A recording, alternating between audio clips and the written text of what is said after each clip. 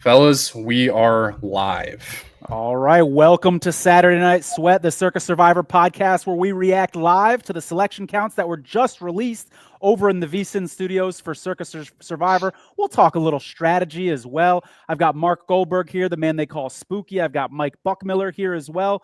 We're going to talk a little Grandissimo. We got some great guests coming up later, but let me tell you what we're reacting to. We just found out 89 entries only were on the Eagles, who lost on Thursday. There's a lot of curiosity about what that number was going to be. There were 5 no picks, so now we're down to 4,552 entries left in Circus Survivor.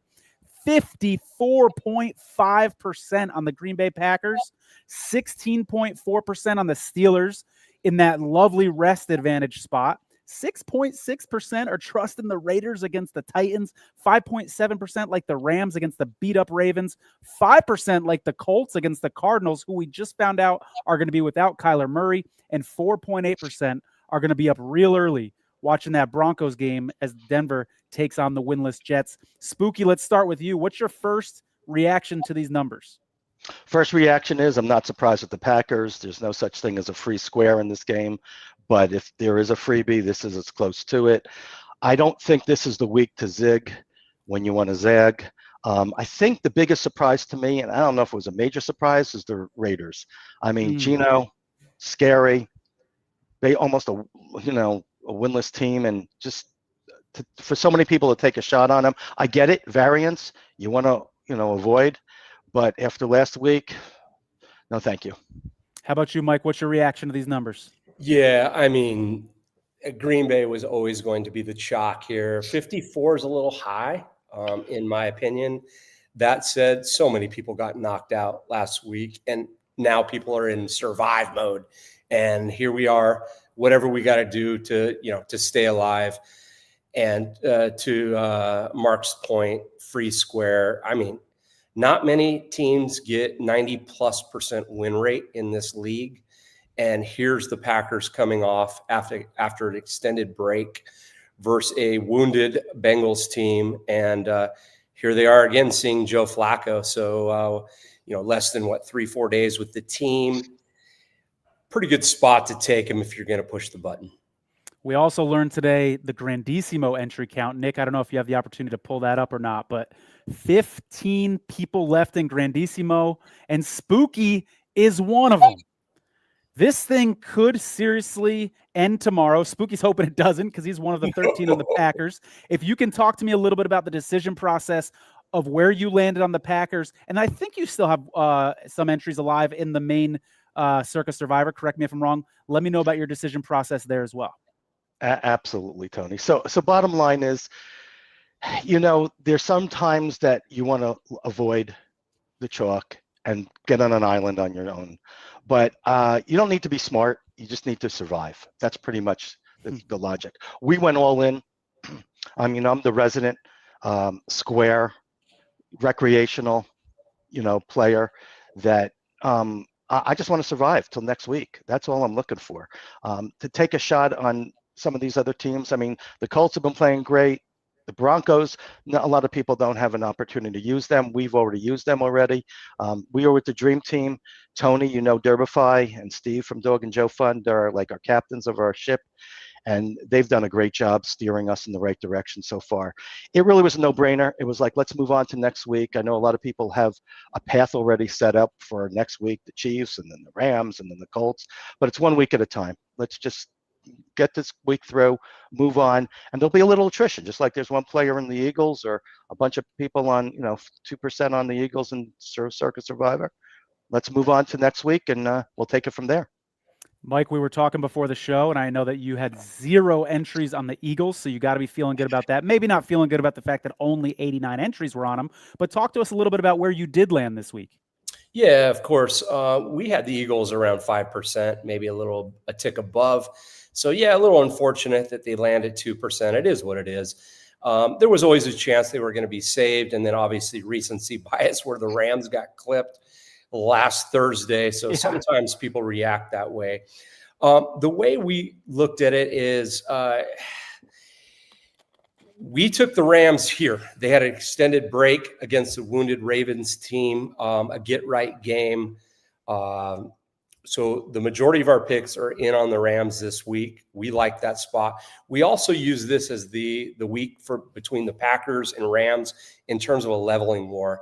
Because if you were going to take the Packers here, you're probably not going to take them in week 9.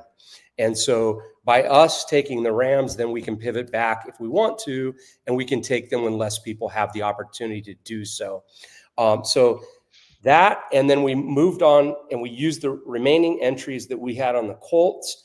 Colts kind of tipped their, the Cardinals kind of tipped their hand by elevating their third quarterback. So we knew there were some issues there.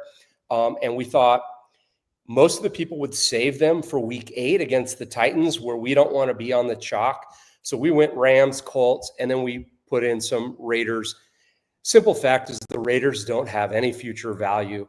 And if you're ever going to take them, you're going to take them now. Definitely a gamble. I'm not excited about the game, although I will be at the game. But if we can get some entries through with the Raiders on them, I think we're in a plus EV situation versus the field.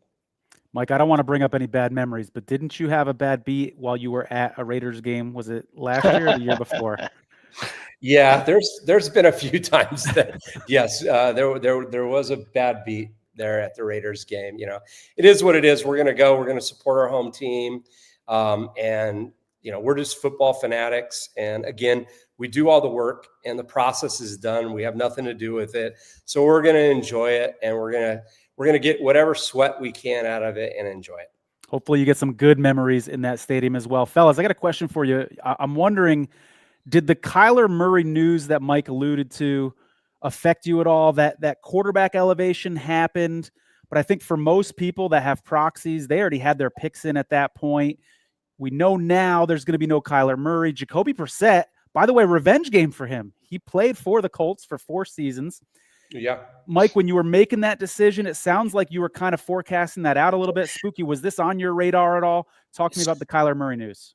So first off is like, I like the Colts at home there versus Arizona in the first place. Them tipping their hand, that actually, you know, makes it a little bit more comfortable. Not wanting to be on them in week 8 also was a play. And so I don't think it was the end all say all, to be honest, because we had them slotted in there. It just felt good to hear that and to kind of see that. Now, we didn't know. That wasn't officially announced until afterwards. It's just not many teams elevate that third quarterback unless they're going to have issues there. Absolutely. And so, you know, I like the Colts anyways in that spot. And yeah, I mean, I don't want to be on the Packers here. Do I think they're going to win? Yeah, of course. I also thought the Cardinals were going to win last week too. But, you know, stranger things have happened. So I want to take the Packers when nobody else takes the Packers, or a small percentage of the field take the Packers. And so, you know, I'm going to go with the teams that I handicap out and I like. And so I like the Rams this week. I like the Colts this week. And I do, believe it or not, like the Raiders this week. We did take one on the Steelers because we love the spot, but then we were really nervous about, what is it, week 11? I think it's week 11. There's kind of a bottleneck with there, and the Steelers look like a good spot home versus the Bengals. Now, I mean, I know the whole division thing. I'm not really worried about that, but there are some teams there that are very fringe worthy that people are going to have to take. So we were okay taking a spot with them, taking a small position, but we were going to let people jump on them. I'm a little surprised that 16% came in. So I'm happy about that. Nice. Yeah. By the way, this is the first game all season that the Steelers will have every starter on their defensive line healthy, playing together at the same time. Spooky, back to you on that news there with Kyler Murray. Obviously you didn't land on him, but did you maybe think about it? Did it affect you at all? Well, for the most part, and I'll speak Grandissimo and segue right into the Circus Survivor. With the Grandissimo, we have like a group chat. We speak during the week. Tuesday we have like a conference call, and then we'll just chat the rest of the time. And then Tony and Steve make that final decision, because it's, you know, you can only have so many chefs in the kitchen. But on the same fact, I always think about what Rachel said with Kyler. Well, Kyler's not playing this week, so maybe it's a play. Tommy DeVito, here we come. So we can go there. I don't think this is not a week that you're going to win it, but this is a week that you can lose it. So that's pretty much, devil's advocate with Mike. Yeah, you want to be an island on your own, but I don't think this is the week to be on an island. No, we were not really considering Arizona. No, we were not going to go down with Arizona last week and Arizona this week, so to speak, in our regular Survivor. We were just going to sit tight, lay back. Look at Steelers. I mean, they're coming off, a bye, and the Browns are coming off an international trip. This is, first team from overseas that's going to be playing, facing a rested opponent. But again, it is the NFL. So we just went with the safe pick this week, and so let everything else happen. Mark, let me tell you, did you guys have Rams available? No, we did not. We used the Rams on one of our Grandissimos last week. Okay. And then, and then we lost a couple in our regular Survivor, with Adam Burke and myself and Ryan. Yeah, I was just wondering if you had the availability to pivot to the Rams and then double back and take Green Bay in week 9. Would that be a position that you guys were looking at? Yes, Green Bay. You kind of don't want to be on an island when the team's a 90% win rate, but you're looking at ways that others are actually burning their picks. So, Mike, it's funny. A couple weeks ago, you can't take the Rams when they're playing the Titans or they're playing whoever they're playing on the East Coast. Yet this week, everybody feels comfortable. They're still traveling east. They're going all the way to Baltimore. So, sure. I mean, I don't know. I'm not worried about that aspect of it. It was a free square for the most part. I mean, if they go down, we're going to sleep easy. We're not going to worry about it. And I'm totally fine with that decision. Totally. Let everybody else fall by the wayside 1% at a time. Fellas, it's a little bit of old news now, but it's still big news, so I got to bring it up just really quick. Reactions to that Cardinals game last week. How insane that was. I mean, you can go through the dropped ball before the goal line, the interception that turned into a touchdown for the other team. It was absolutely insane. Spooky, what was your reaction to that game? I was rooting for Arizona to go down. I mean, we really stayed away from Arizona for the most part. That we stayed away from the Colts. We stayed away from the Bills. We stayed, for the most part, we did. So, every time you keep that team alive, you just never know. The game's not over till the game is over. And, you can almost see it coming. I don't know. I couldn't look at it from an Arizona perspective for the most part. I was just looking at it from, my own perspective. And I'm like, you don't put this team away, it's going to happen. It's almost like becoming basketball. Don't just wait for the last 5-10 minutes of a football game and everything just implodes. So I got a question because they did the same thing against the Panthers a couple weeks prior where they almost gave it away. Exactly. Exactly. And we were got off that question rolling in for you guys. I don't know. This is kind of what we were just talking about, but there's that. Are you surprised Les pivoted to the Rams and Colts instead of the Steelers and Raiders? Yeah, I mean, the Rams have future value, and again, they are on the road. So in a way, the Steelers, the spot looked amazing. I can't believe the NFL would actually allow this, to be honest. Yeah. To have a team coming off a bye, and the Browns didn't use their the NFL gives each team an opportunity when they come back from Europe if they want to use the next week as a bye, and they chose not to. And yet here the Steelers are coming off a bye, and you have one team rolling in, from across the pond. So the Steelers spot just looked amazing. And Mike, let me interrupt. Not just coming from across the pond, but also this is their third straight road game. On top of everything that you just said. Holy incredible. Crap. I just can't believe the NFL would allow this in terms of, level play here. And then the Raiders, like, if you're a multiple picker in this, so if you have multiple picks left, you're having some exposure on the Raiders, because if you can get them through, your ticket just looks great. Yep. Because now you have more options. So I'm not surprised by that. We knew some would be on there. I think the Pool Genius had them at 7. They ended up at 6.6. So that's not like astronomical. That's right where it needs to be. The Rams thing, man, just more on the Packers, less on the Rams. But I guess they were just holding them back they're going to go to New Orleans in week 9. Absolutely. All right. I think we got David Williams joining us on the show again. He was awesome last week, so I'm excited to talk to him again this week. David, welcome back to the show, man. How's it going? I lost your audio. Oh, can you hear me okay now? Until they brought me in. All good, all good. I hear you great. I don't Can you hear Tony. me? Maybe try to log out and log back in, maybe. We'll try that. Am I the only one with the issue? I don't hear Tony. Yeah. If you can hear me, brother, anybody. log out and then log back in. Yeah, I will text There you David. are. I can hear Oh. you guys now. You can hear us? We're good? Perfect. Something, I Awesome. didn't do anything, Sounds good. I don't know. Cool. Sweet. I was about to blow up your phone. It was probably because we were talking about the Cardinals game. That's what you weren't I wanting to can't hear. hear. When you go to this little 4-box, the audio goes away. I just see. Oh, you guys all right. talking, Let's no keep audio. producer Nick in here then. For Yeah, whatever maybe- reason, a little snafu. Okay. Maybe cool. I'll just be in here. Yeah. Got Sweet, no that audio. works. David, I got a question for you. Before we get into strategy, before we get into where your entries are this week and maybe a little bit of recap last week, I got a numbers question for you. If you can So hear you me, got- I can't hear anyone. Oh, he still can't hear us, guys. Hello, hello. All right. We're just going to retry that. Can you hear me now? We're just going to unplug it and plug it back in. That seems to be the best thing for technology. All right, cool. Little IT. That's little what IT Microsoft secret says. there, right? Love it. I'll start that question that I was going to ask David. I will ask you guys this question as well. If you have 10% of your equity on a team and the pool has, say, 11% on a particular team, I'm guessing you want to keep your bullets and you're still rooting for that team.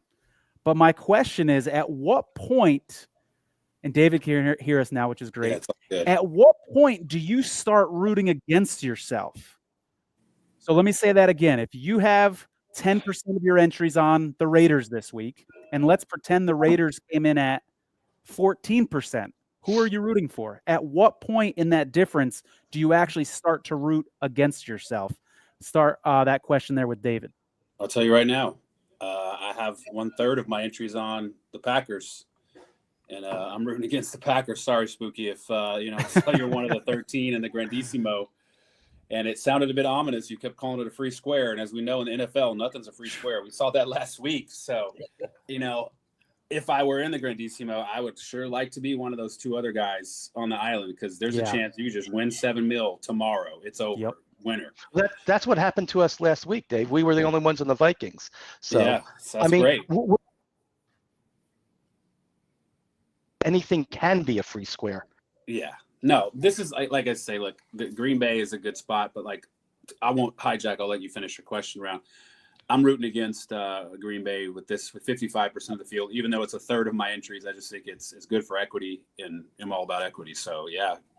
But where's that turning point, David? Like that, to me, that example seems kind of obvious. You lose 33%, 55% goes away. That's a fair trade. But where does it start to get gray where you're like, I don't know? I mean, I think if they're close, then maybe 5%, then maybe I'm probably still hoping to keep my entry. I mean, part of me is like, I don't want to lose any of my entries. Yeah. But you have to be logical about this, right? And you got to say, look, it's equity wise, it's just better. So I think at any point where it's greater than your entries, you technically should be rooting for it, because you're just, your edge is not really that big on the field. So you got to be happy that your equity goes up. But from the fun part of me, the gamer in me, it's like, God, I want to keep all my entries. Maybe I can find another spot where I got 3 left with 8 people, but that's not realistic. So yeah, I mean, as long as it's more percentage wise versus how many entries you have left, I think you got to root to keep, for the more equity. Mike, where are you at on that question?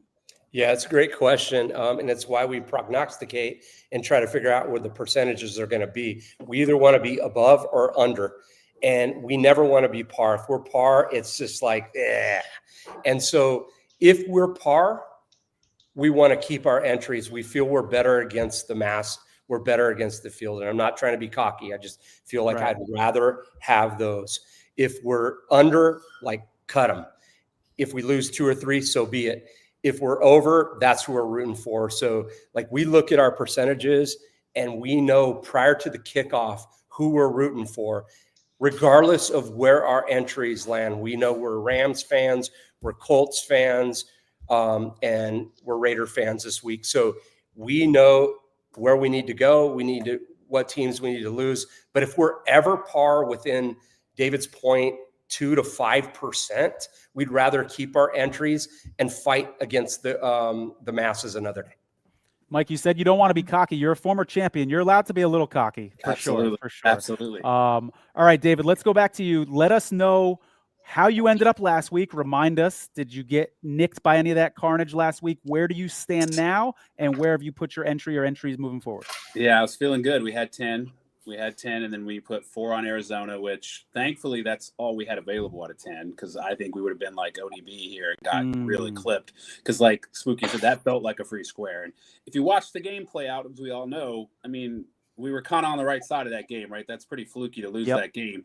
All those things had to happen, not just one, but all of those things had to happen. So it was a tragic Sunday because I'm sitting there looking 90% to advance 4 with 6 solid entries to go. I'm winning both my big fantasy leagues, and then out of nowhere, it all turned.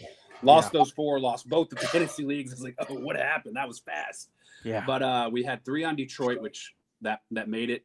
And then if you remember, we put 3 on Buffalo, and my main partner Noah here, he was like adamant about take the big favorite. I didn't want to take Buffalo, and I actually have a chat with a side chat, because there's 3 of us who talk about it, but sometimes you kind of go talk to your other partner, like talk some sense into this guy. And I remember I was talking to Eric, and I was like, man, I know the math is the math. I know Buffalo are such favorites, but I have a weird feeling New England's going to win this game. And look, when I say that to Noah, he's like, then you want to bet it? You want to book me? You want to book me if you think New England's going to win it? And I'm like, look, I can feel this way, but I'm not a recreational bettor, so I'm not going to bet it, but it's just what I feel. I was like, let's just play Minnesota. Minnesota won, and when they won, I just sent the eyes in the chat.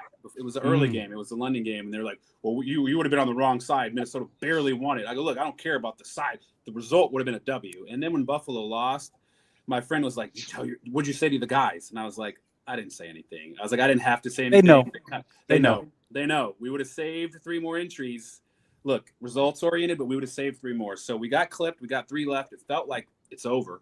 I mean, Tuesday in our chat, my partner Noah goes, how's our entries look? I was like, look, we're still in. They're not that great. One used Buffalo and Detroit, another used Buffalo and Detroit, but we're still in. He goes, let's sell them in the marketplace. So then I was like, wait a minute, I can get rid of this guy. So I go, well, the equity's about 4,000. You got about 30%. I'll give you 15K. And then he goes, you idiot. He goes, I'm not selling our ticket to 17 million. I was joking. I was like, all right, we're still in. Let's go. So, but then it started again. He's like, triple Green Bay this week. Triple Green Bay. Why would we not? They're such favorites. And I'm like, oh my God, we're doing this again. I was like, why is it the same conversation? I go, you know what, Noah? I go, okay, let's select Green Bay. I go, tell me who you want to take next week. Who's the biggest favorite? Let's take them. I go, let's see what happens in week 11 when we take the biggest favorite every week. Yeah. What are you doing at the end? What are you doing? We got 8 weeks to go. Who's left? I go, you're going to have to take some of these small favorites at some point. So I go, there's more to the game than who's the biggest favorite. I was like, where do we think people are? So we argued. I was like, look, everybody's going to be on Green Bay. I was like, it's going to be 50% is what I told them. I was like, why do we want to do that? I go, sure, it's going to win. I go, but look, we can also use Green Bay in 2 weeks. And I was like, and the Rams look good in both, so we can pivot that. We can switch one, switch the other. So I was like, I would like to do a Green Bay, a Rams, and originally I said a Raiders. And I was like, actually, if it was up to me, I wouldn't even do a Green Bay. I just do a Raiders, a Steelers, and a Rams. And they argued with me. So I got him off triple Green Bay to double Green Bay Rams, right? That's where we were. Okay. And I kept saying, please, can we do Pittsburgh? I go, look, the coincidence I'm in freaking Pittsburgh today of all things, I'm going to the game tomorrow out of nowhere because I'm here. I was like, come on. And then finally Noah wrote me, well, I guess the Sharps, we're taking Pittsburgh against this road team from Europe. He's like, somehow you knew what you were talking about. We have a big position on Pittsburgh. He's like, so let's go ahead and we can play a Pittsburgh. I was like, perfect. So we got 1 Green Bay, 1 Rams, 1 Pittsburgh. I wanted a Raiders instead of the Green Bay because I feel Green Bay, like you say, have good value in 2 weeks. Let everybody be on Green Bay now. Sure, it most likely wins, but hey, if catastrophe happens, it's cool. But if not, you still have Green Bay to play, which is awesome. Like having Green Bay in the pocket. Now, risking it on the Raiders, I root for him, but I hate having it on the Raiders or even Pittsburgh. Aaron Rodgers. The straight math guys will say, David, is that when you get to 2, 1, 3 entries, that's when you need to start taking some crazier lines. I'm ready to. Yeah, I'm ready to. Like, if we had Like Canyon, that's the way you're going to get through here. And in our group, we have some super sharp math guys, and they're like, when you have one, that's when you need to take the biggest risk. because Which is funny because human nature, people want to do the opposite, right? They get That's down to one and they want security. I'm scared. I want a safe play, But that right? doesn't do anything. You gotta. But the only way, I mean, if you have one left, how many times are you going to be able to clip 50% of the pool? It's going to be difficult. You cannot be on Green Bay. When Green Bay wins, everybody wins. So you have to take those crazy lines. You got to be on the Raiders. You got to be on Pittsburgh. You got to be on some other spots, and you have to do it. It's hard to wrap your brain around, which is why, I mean, the name of this Survivor, it's crazy because people just want to survive. But no, you don't want to survive. Yeah. You want to absolutely dust this field, and the only way to do it is zig when other people zag. And absolutely. it's so difficult to do. But once you wrap your brain around it, like you understand it, and it's tough. It's tough. I have people argue with me from here on. I mean, I do it every week. And that's why I keep entering this contest. Yeah, but you know what, Mike? Week 6, you're doing that? Or week 10 or 14, are you doing that? The question is, there's going to be attrition every single week in a Survivor contest. So, and the other argument, and you can tell I'm the non-poker player in this group, you know, I'm not shoving all in on that end of it, unless it stands out. You want that, you have a great path. And again, 2 years ago, I'll refer back to it. Everybody had this great path until Tommy DeVito screwed it all up. You know what? You don't know what's going to be in week 9 or week 12. That quarterback goes down. You're worried about, not you, but anybody who's looking to take the Raiders or whoever the case may be, the weaker teams, you know, week to week. And if they go down this week, it doesn't matter your strategy. The Raiders could be a 9-point favorite in week 13 for unforeseen reason. Sure, so you just don't know. I mean, obviously you want to have your best path, probably a positive EV, but on the same anything, if you know, not here next week, it don't matter your great plan. All right, so let me give you this one right now. Would you in Grandissimo, would you rather have the Colts or where you're at with the Packers right now? We took the Vikings last week. We were one alone on the island. I mean, are you talking hindsight or foresight? I mean, sure. I mean, the Colts without question. Let's do that. But last week you needed a 5-team there's enough use. We can use the Colts. We can get by Green Bay, and the Colts are in a couple more weeks. Yeah. You know? Yep. I get it. Absolutely. But I want to say here, different than this week, right? Last week, being on Vikings, you needed a whole chain of events. You need one event. If you're 14 parlay. We needed a 14 parlay last week. Yep. That's a lot more than just one team losing, though. Sure. Packers lose. Those two guys can chop up $3.5 million each. Yeah, it was interesting. I was telling these guys before we popped on is just knowing Blez's tree and where he could take. And when I heard one took the Eagles, I go, I know that's Blez. I just know it. And then when it popped up, I mean, bummer. But if he could have been through with the Eagles and you know, he's just staying away. From a sharp point of view, we were heavy on the Giants. So, I mean, we obviously don't use it at money line. We had them with the points, but we liked the Giants a lot that game. So that kind of made sure we stayed away from the Eagles, which I'm shocked that Blez ended up in the Eagles because we do some work with Blez. He knows what we have, the sides we have, whatever. Well, so he didn't have the Rams or the Colts available. So I think he was gaming it out where people were going to be and realized that would be the spot. So, gotcha. David, to your point, and obviously totally makes sense, but in the same sense, Packers win easily and the other single entries lose. Well, now we just gain another, 8, 10, 12, 15% on the pool by not taking that risk this week. Again, but it's just not symmetrical. You know what I mean? Like that's why I don't play poker. Yeah. All right, David, I just want to say your conversations that you relay with your partner Noah are gold. I hope everybody out there, and I'm dead serious, I hope everybody out there enjoys them as much as me. It resonates so much for anybody that's been in a partner situation, because sometimes there is the butting of heads, sometimes there's the frustration, there's some lobbying with people that you know well, and the stories that you tell of how you land where you land are gold. Keep them coming. We look forward to having you back on the show again, brother. Yeah, absolutely. It's funny, real quick before I go. Yeah. I didn't, he's in Europe, so I didn't think he would ever listen to this. And I had told him about this weeks before I was even on it. I was just like, oh, look, ODB. So then after Arizona lost, the next day in our group chat, he just says out of nowhere, well, you jinxed us talking shit about me. I was like, oh, you saw that, huh? So I guess he watches. But I don't mean any disrespect. Oh, I think gosh. he knows that. Like, I'm glad we have two different approaches because it's great to have different ways to look at things. And we have Eric in there too, the three of us. So, no, it's fun. 100%. And I always say to them, I go, look, we're arguing, we're disagreeing, we're butting heads, but I wouldn't have it any other way. I'm like, this is awesome and this is fun. And like, we get passionate. I hope you guys don't think I'm really upset. And they're like, no, we get it. We're all into it. Okay, cool. If we lose, It's part of the fun. It's part of the process. Still working together and printing money, so we're all good. Absolutely. Absolutely. David, you're welcome back again anytime, my friend. Thanks, Take care. guy. Thanks for coming on. All right, we're going to bring Rachel Aria back onto the show, I believe. Rachel, what's happening? Welcome back. We missed you last week. I know. You know what? I'm not sorry. I went to UFC and it was so sick. Like, I'm not sorry. But I'm back. I know you wanted to see depressed Rachel, out of Hawaii Rachel. I'm out, Rachel. Sad.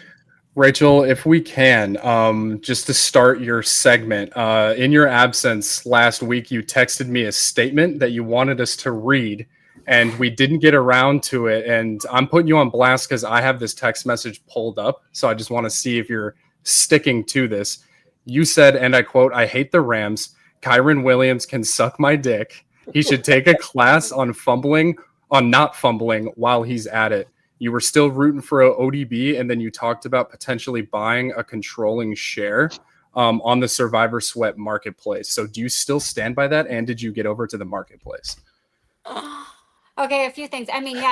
Obviously, I still stand on that. You guys saw the game, and I know you talked about it last week, so we don't need to replay all of it. But it was bad. I mean, they had so many chances, and like what you guys were kind of just talking about, having a plan for the whole season. But really, it's like you need to focus week by week, because I think that's what I kind of did different last week is I started putting this whole draft together, going through every single week, like what storyline, what can I do, who can I use what weeks. And I feel like that's what fucked me, because I was on the Colts. The line kept moving for the Rams, obviously, with all the injuries on the Niners. And I don't know, Thursday came and I was like, I think I got to switch. I think I got to do this because I can use the Colts in this week.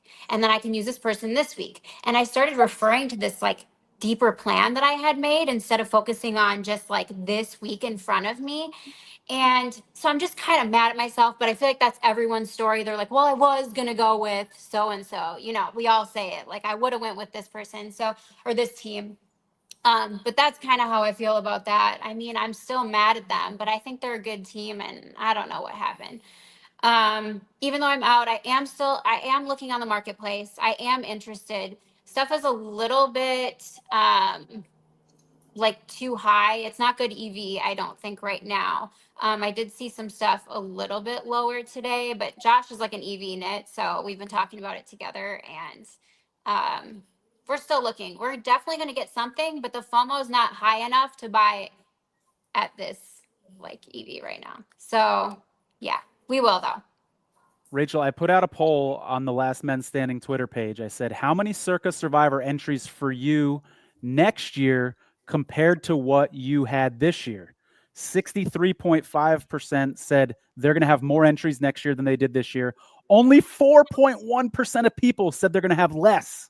And 22% of people said about the same. So my question for you, now that you're out, have you started sort of thinking ahead to next year and what your plan of attack will be? Yeah, fucking nerds. I immediately was like, more. I need more. If I had more, I would still be in. I would be able to take this route. I'd have them all doing different things, and I wouldn't be feeling this pain. I would still be in. I definitely think more. It's so fun. It gets you interested in every single game. You're always rooting for something. The sweat's amazing. I mean, Survivor Sweat, it's called Sweat. That's all anyone can ask for, right? Is that you had a good time, and yeah. So you're out now. I know you kind of joked about, depressed Rachel. Everybody on this show has had brutal Survivor losses. We've all been through it. However, there's some people listening that are in Circa Survivor for the first time and haven't felt it yet. So if it's not too personal, if you can share with us on a serious note, what has it been like since the loss, emotionally and etc.? So when it happened, it was on my friend's birthday, and we watched the game together, and then we had to go out. So I had to put on this kind of fake face. And Josh was like, "You're taking this so well," and I'm like, "No, I just have to." I honestly was in a really, really down mood, but I just had to be up for this birthday. So I think that kind of helped me just, having other stuff to focus on. But then today, not having to get my pick in kind of hit me harder, and I was like, Yeah. we really need to look at getting a piece of someone. So, Rach, first of all, congratulations to Josh for winning his 7th bracelet. The Hall of Fame. I've had that to distract me too. Yeah, There's stuff going on. It's going to happen. Hall of Fame is in his future, whether it's near or whenever, but it is. So congratulations to Josh for that. 2 is we had a grandissimo entry on the Rams, and we got clipped. If we would have won that, we were going to pivot to the Vikings with our 2nd, which we didn't. So we went Bills. So we got clipped with that. So we had a pretty bad week in terms of Survivor, but we're hanging in there in the main. And so I feel your pain with the Rams. And honestly, it was the right play. You have to stick with the process. And I can tell from week 1 to now, your brain is starting to understand how it all comes about, and you're really digesting and absorbing the Survivor fever. If I can interject, honestly, I feel like I've learned a ton just by talking to you guys, talking to Josh, and it's really fun. I feel like the more that you learn, the more you get into it. And like I'm saying I'm mad that I was looking so far ahead, but at the same time, it's what you're supposed to do, and it's great. Like, to feel like, I can do more research. I'm understanding stuff on like Twitter that I'm seeing, all the charts and stuff, reading more and just understanding, like, feels really cool. So the fact that you didn't go down with the Cardinals, that's a win. It's all about the process. I know. I told you about those guys every day, every week. You're scared. I'm like, whoever has them every week can't even. Yep. Spooky, what were you going to say? well, I was hoping that maybe Derek's listening, but this is the exact reason we should have a mid-season Survivor. Basically, start the process in May, the same way we start the Grandissimo and the Circus Survivor, and start week 10, and people can start signing up all year long. People that they can sign up at the same time in June, July, August, September for both, and it brings people to Vegas. And then in October, week 10, whatever it is, you get to enter 2 picks. Check your DMs because Jeff Benson is going to absolutely just blast you. That's good, because I brought this up to him 2 years ago, and he told me, you know what? Yeah, he doesn't want any more work. But I mean, that's job security for him. That's what I told him. Absolutely. Rachel, before we let you go, if you were still in Circus Survivor, do you know where you would have landed this week? Did you have your eyes on somebody if you were still alive? Yes. I'm not sure if I would have changed my mind, but what I had down was Steelers. And I do still think that's a good pick to get them out of the way this week. Some lines have moved a bit, so I'm not sure, but I do think that the Packers are somebody you want to hang on to longer. I really think they should be saved for later down the road. Rachel gets it. Rachel is getting it. I love it. Well, thank you so much for coming on the show. Even though you're out, you're always welcome back on, and we hope to talk to you soon. Okay, thanks, guys. Have a good night. Take care, Rachel. Good luck, Rach. All right, let's bring producer Nick back in. We've talked about the Survivor Sweat Marketplace. We've alluded to it a few times on the show. You got a little update for us? I do. And so this week we don't have James, the creator of the Survivor Sweat company. And normally he gives a marketplace overview so we can have a discussion about it. But he texted me a statement that he wants me to read. He said most of the pick control entries were selling in between 8K and 10K. And then he also said other micro shares were selling over $100 per point. So that's what James wants us to know.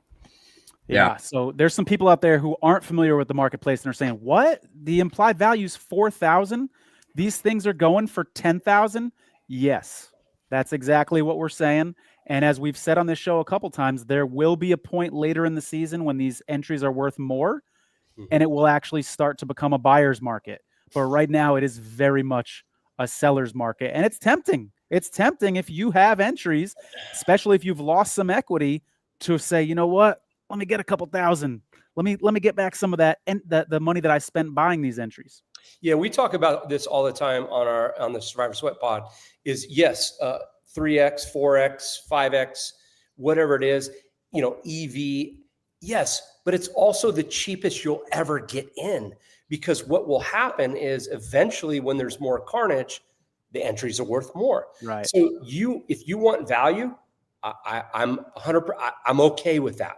But understand that the value might be at 20K, it might be at 50K, it might be at 100K when there's that pivot. But right now is the cheapest you're going to get in if you want to get back in. Fellas, I wonder if having a team on the board like the Packers this week, which there's no free square in Survivor, but the closest thing to it, right?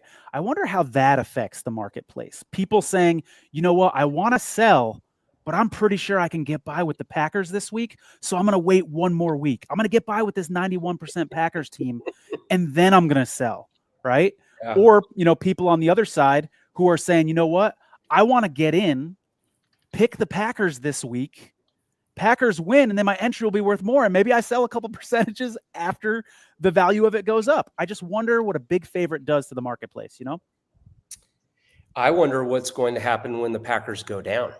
Oh, don't spooky. Those which, are fighting Which week words, is that, man. Mike? Which week is that? You know how much I love you. I hope it's not this week. I hope it's not this week. Yeah, you were talking about week 9, right, Mike? That's right. Yeah. Hey, on a serious note, let's talk about this game a little bit, because we haven't said the F word on this show yet so far. Flacco. We have not brought up Joe Flacco. And, the line didn't move a whole lot after that trade took place. But I do wonder, was that a concern, Spooky, in the back of your mind? Obviously not enough, because you took him. But did it give you any pause whatsoever? Offensive line. Yeah. Offensive line.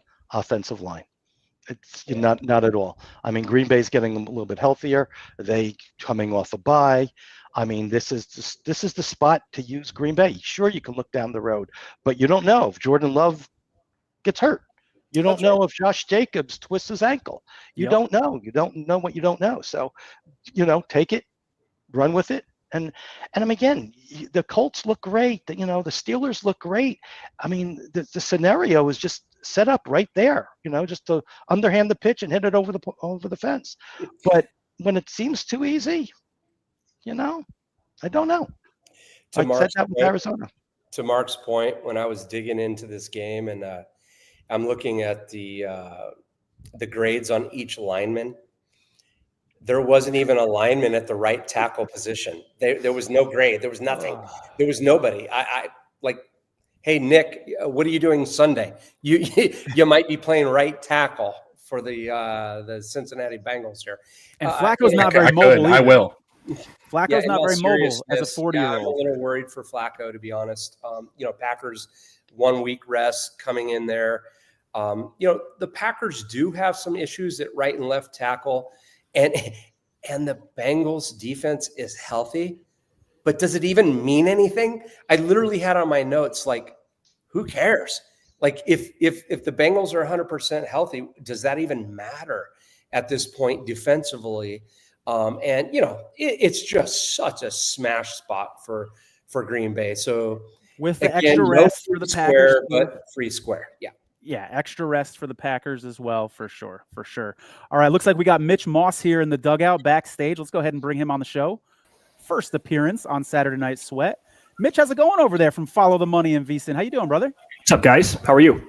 Doing well, man. Glad to have you on the show. Can you set us up with where you stand in Circa Survivor right now, and did you get any piece of that carnage last week?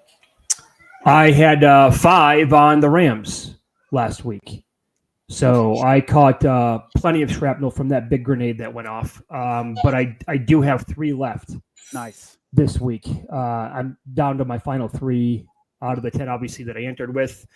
And we avoided Green Bay in the regular Circa Survivor contest this week. And where did you land? 2 Pittsburgh and 1 on the Raiders. But everything that you guys just said is exactly what I was thinking, too, about Green Bay. I mean, this is the spot. You never know, right? Like something could happen to 4 more guys on the team. I don't know. I mean, the guys get hurt in the NFL all the time, but this week coming off the bye against a Bengals team that's actually pretty funny, Mike. You were looking up the offensive lineman and nobody was even graded on the right tackle spot for the Bengals. That tells you all you need to know, right? I mean, Flacco here with Micah Parsons and Gary coming across the other side, he's going to have like 1.5 seconds to throw the ball. He's going to get he should get murdered in the game by that defense. And then the Cincinnati defense is just as bad as their offensive line is. So, like, I don't know. They're a 14-point favorite for a reason, and they should absolutely maul that team tomorrow. And sorry to make you repeat yourself. You said 2 Steelers, and then what was the other one? One on the Raiders. One on the Raiders. All right. I have a question for everybody on this show because I think I'm the only one that has a piece of the Broncos this week. And I like it a lot. Talk to me about why nobody here is on the Broncos. Did you use them up already? Is it a future value thing, or do you not like the Broncos-Jets matchup this week? We'll start with you, Mitch. Why no Broncos for you? I have used them, I believe. I'm looking at my entries right now. No, I had them available on all 3 that I have left. They were under consideration, strong consideration. And I think they have a couple of spots coming up where it might make a little bit more sense. And Sure. like, I don't know if this is logical or not, but the London thing kind of spooked us a little bit. And we got burned on the Giants playing over in Germany last year. So it was one of those things where that was brought up. That wasn't really like the main reason why. It's the reason why is because we want to use Denver a little bit later on. But they were absolutely right on our card until they hit the cutting room floor. Gotcha. Mike, your thoughts on Denver? It seems like you guys stayed away from them too. Yeah, we actually like Denver this week, and I think you're in a really good spot. It all depends on everyone's matrix and tree and how it works out. We used a few of them early, and we need them in 2 spots coming up. And so we faded them, not because we don't think that they're the better football team and they should win. I thought there would be a little bit more percentage on them this week. So kudos to you. Great spot to own them if Carnage comes up. But yeah, we have 2 spots where we have them dialed in where our trees don't match up real well, and we needed to save them back. Cool. All right. I got another question. I want to start with Spooky and then go to Mitch. If the Bears were to look really good on Monday Night Football, I'm saying win by 7 or 10 points against the Commanders, do you suddenly start to look at Thanksgiving a little differently? Because we had the Eagles are now a little shaky. Like, are they going to turn things around? Or is this like the 2023 Eagles where we think they're going to turn things around and they never do? Or are you like, you know what, even if the Bears look good, I still like the Eagles against the Bears as my best play on Thanksgiving? Start with you, Spooky. Well, I'm not saying I like the Eagles best against the Bears, but the Ravens might be the best shot on Thanksgiving, that day. That's what I'm thinking. But I don't think I worry about week 10, let alone week 16 or 15 right now. Again, injuries, anything could happen right now. So if the Bears win, it's going to hurt my season total under. But otherwise, I avoid it. I'm not worried about it. 1 week at a time. Like I said, I don't have to be the smartest guy in the room. I just have to survive. Mitch, where's your head at with the holiday slates? No, I mean, I totally agree with that logic, Tony. And it's something I brought up on Follow the Money on Friday and something I've been thinking about for like 10 days now. Look, when we did our power ratings after week 4, I reluctantly still had the Eagles in my top 5. They were 4-0 and they had 4 pretty good wins against solid teams, but the numbers told you that they were not a top 5 team in the NFL.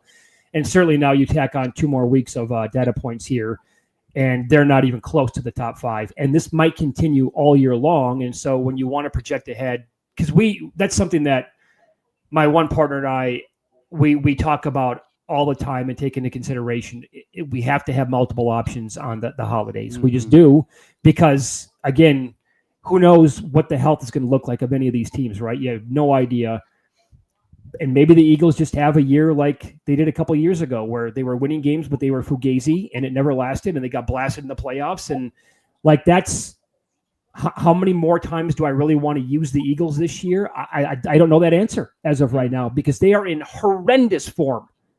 And they look broken on offense. The players are bitching and moaning. So that has changed, absolutely. And I think what what you guys suggested there with Baltimore, assuming that Lamar would be back, I would absolutely want Baltimore against Cincinnati, knowing what we know right now, rather than having the Eagles against the Bears. I mean, how could you even trust the Eagles in 2 weeks against the Giants again? I know that's in Philadelphia this time, but after what we just saw, I don't know that you could trust them in that spot. Oh my gosh. Rewind back 2 weeks ago, and now we're saying that's what the NFL does. It's why we love this contest. Insane that we're going, I don't know if I'm going to play the Eagles against the Giants. I mean, like 2 weeks ago. And that's my point, Mike. That's exactly my point. Right. Yep. I mean, well, let's worry about our path. We have the best path. I mean, Mr. Golden Boy himself. I have the best path. To Mitch's point, some of the secret sauce is play this contest backwards. Hold multiple teams back. You don't know what's going to happen at the end. You want some Baltimore. You want some Chiefs. You want some Philly when you can. You want as many options as possible, because this is a week-to-week league. Injuries happen. Anything can happen. And so most people were holding the Eagles back. And now they're like, okay, let's hope Lamar gets healthy. What if Lamar comes back and the first play he just pulls his hammy? Then you're going, okay, what do I got now? Do I have Bears? What do I got? You pivot to the Bears. The Bears. Yeah, absolutely. All right, Mitch brought up power rankings earlier. I want to go around the horn with this couple questions for you guys. Who do you believe in more, the Colts or the Patriots? Start with you, Mitch. I believe in the Colts, although the Patriots, with their schedule now, I think that there is a path here for that team to be a playoff team this year. And I wasn't really buying in before the season, but I think the Colts are damn good. And I'll tell you what, maybe the game that won me over the most was their loss to the Rams. Yes. Because if A.D. Mitchell doesn't pull those boneheaded plays, they more than likely win that game. And they were leading and in control of that game a lot. And I think the Rams are, really good. They've given away their last 2 games, but no, I think the Colts found something here. I think they're onto something for this season. Spooky, Pats or Colts? Definitely the Colts. I mean, I believe in the Patriots having a shot at the playoffs as well, but definitely the Colts. I mean, they've had like 3 turnovers all year. They're playing clean, smart football, other than Mitchell, obviously, but he went to, the Marcondo school of touchdowns. But yeah, definitely the Colts. Mike, was this question too easy? Or are you Colts? This is way too easy, because I was on the record of being in favor of the Colts very early on. I got some Twitter hate on being on the Colts and Grandissimo early. I love the Colts. I love their roster. I love their both offense and defensive line. I thought their skill players were really good. I thought they were always a quarterback away. They were building for that. They missed on their draft pick. I don't think Daniel Jones is as bad as we think. I mean, I don't think he's great by any stretch. He's not Mahomes. But I do love that coaching staff. And I've always, I was early on the Colts. And I wish I had more Colts in my pocket. But I burned them early. And so for me, it's not close. And you know what? I like the Patriots. I've always been a Mike Vrabel guy. And I think they're going to figure it out over there. They're a little early. So I think maybe in a couple of years, we're going to be talking about the Patriots more seriously. They got a good schedule. But right now, I think the Colts, man, they can run the football. They have great skill position players. They got a great play caller, and they get it done defensively. They're a good football team right now. Yeah, and kudos to that Colts coaching staff for putting Daniel Jones in there. He was the underdog, I think plus 240 or so to start week 1. So they made the bold decision to go with Daniel Jones, and it's obviously paid off. All right, one more around the horn. That last question was too easy for you guys. Hopefully this one's a little tougher. Who are you more concerned for? The Chiefs, Bills, Eagles, or Ravens? Start with you, Mitch. Well, I would I'd probably lean on the Ravens there because of their injuries. But if they, some of those guys that are out for the year and the cluster injuries on defense, but if they could get back and, stay healthy, they were my highest power rated team entering the season. So I'd have to say Baltimore. But I'm 100% concerned about Philadelphia and KC too. Look at what happens when they don't get all the BS luck go their way like a year ago, and they won 11 out of their 15 games were 1-score games, and now they're not getting that luck, and now they're a game below 500 and a huge game coming up on Sunday night. So, good question. I would lean Ravens based on all the injuries. Spooky. I'll read those teams again. Chiefs, Bills, Eagles, Ravens. Who are you more concerned with? Concern is Ravens at the moment. Long-term Eagles. I mean, obviously, if there was odds, I mean, I would take more of a shot on the Ravens having a better season than the Eagles for the most part. I mean, all things considered, like Mitch said, I mean, the Ravens have all these injuries. I mean, if they don't get healthy, if the team doesn't turn around, but the division is easier. They don't have the Giants might be playing good football a little bit now too, but Washington is going to compete against the Eagles. I think the Eagles just, I mean, you love Hurts. Is it a one-dimensional team? I mean, Barkley's not doing much this year. I mean, injuries affect everything. But Ravens, Eagles, but Eagles a very close second. Maybe a little locker room drama with that Eagles team as well, as wide It's receivers Philly. aren't happy. Yep. It's Philly. Mike, I'm a Jersey boy. Yes. you know, Mike, Chiefs, Bills, Eagles, Ravens. Who has most of your concern? Yeah, it's hard to stay hungry there in Philadelphia. And to your point, there is some rumblings there. They're trying to figure out new offensive coordinator, play caller, those type of things. Sirianni is more of a manager of the game. He isn't the X and O's guys. For me, I was on the record. I was Ravens, Rams in the Super Bowl prior to week 1. Yes, Lamar's out this week. They have a bye. If you look at the Ravens schedule moving forward, I double down on all my futures. Just take a look at it. It's super juicy. Yes, they got to get some defensive line help, and they got to get healthy. So that is a what if. I think it's the Eagles, and then not too far behind the Chiefs. The Chiefs have a tough schedule. They're behind in the division. They think Rashid Rice is going to come back and it's going to solve everything. I don't know, man. I just don't know there. All right, before we get out of here, Mitch, I want to ask you, can you talk to us a little bit about your process?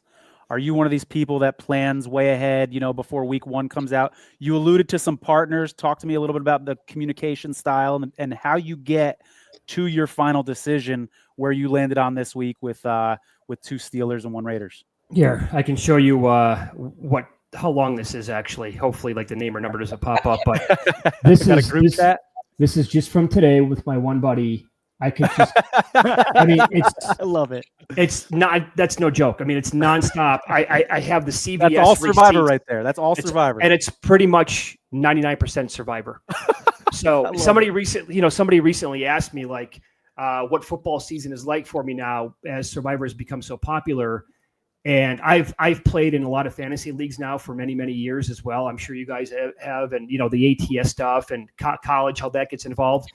It always used to be NFL, like fantasy was so big for me, but then obviously player props, ATS, and then Survivor would be kind of coming up the rear. Now it's leaving everybody in the rear view. Mm-hmm. Like I'm in 8 fantasy leagues. My waiver wire this year has stunk so bad because I forget about it.